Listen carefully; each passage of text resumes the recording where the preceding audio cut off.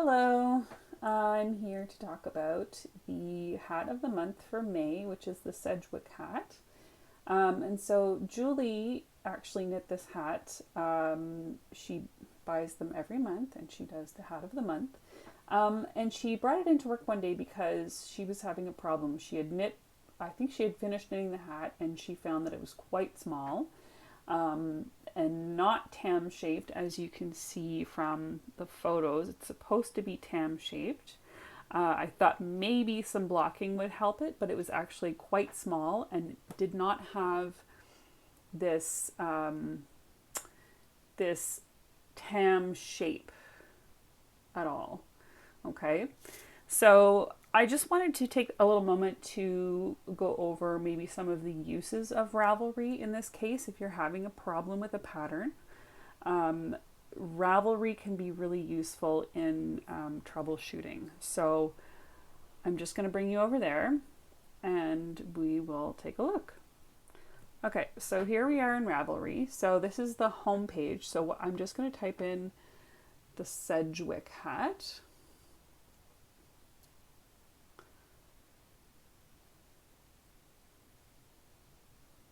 Okay, and there it is right there.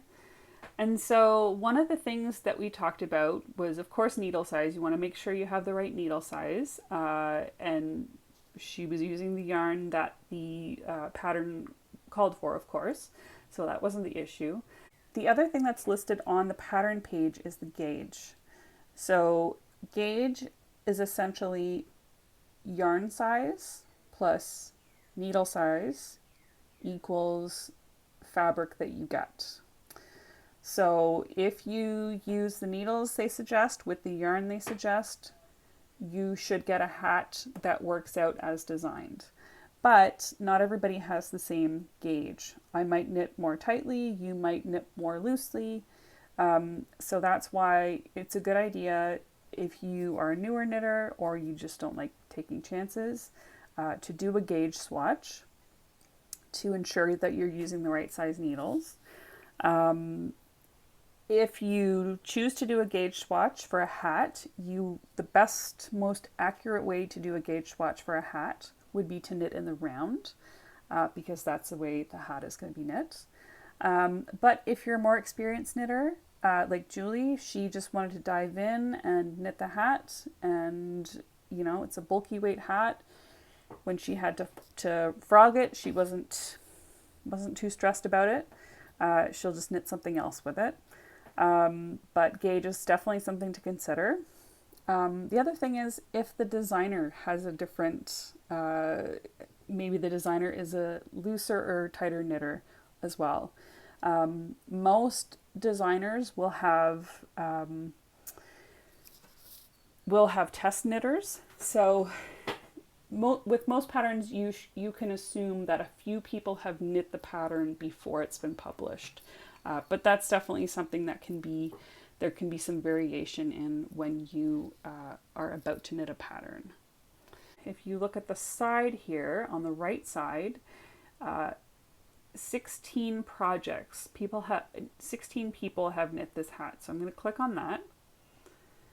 And when I look through the finished projects, you can see that quite a few people had the same issue that Julie did.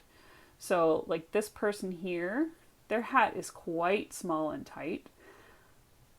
Okay, so you can view all of these different things on personal Ravelry pages, right? So several of these people knit this hat, and a lot of them seem to be kind of small.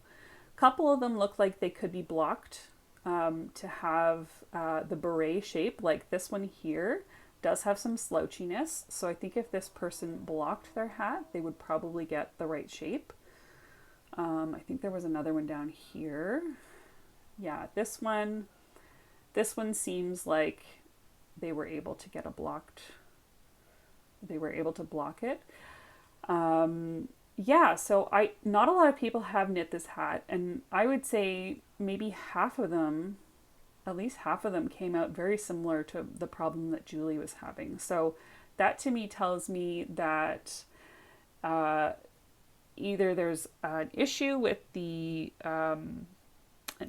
pattern, possibly an error. I don't want to blame the designer, so but sometimes there could be an error in the pattern. So we'll just go back here and we will make sure, we will check.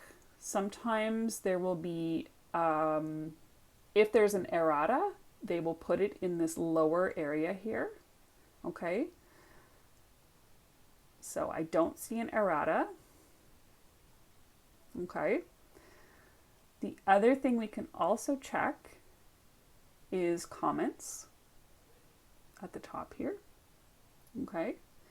Just to see if anybody else had the same issue. So far, nobody has said anything. Okay, this person had a question. Okay, so it seems like there's possibly a miscount. So it calculates to 54 stitches, not 60. Yeah, overall the hat is small. Yeah, so other people are also having these similar problems. Okay, so that's really helpful. So Ravelry is very useful for this kind of thing. So you can kind of see user experience basically on the user end of this. The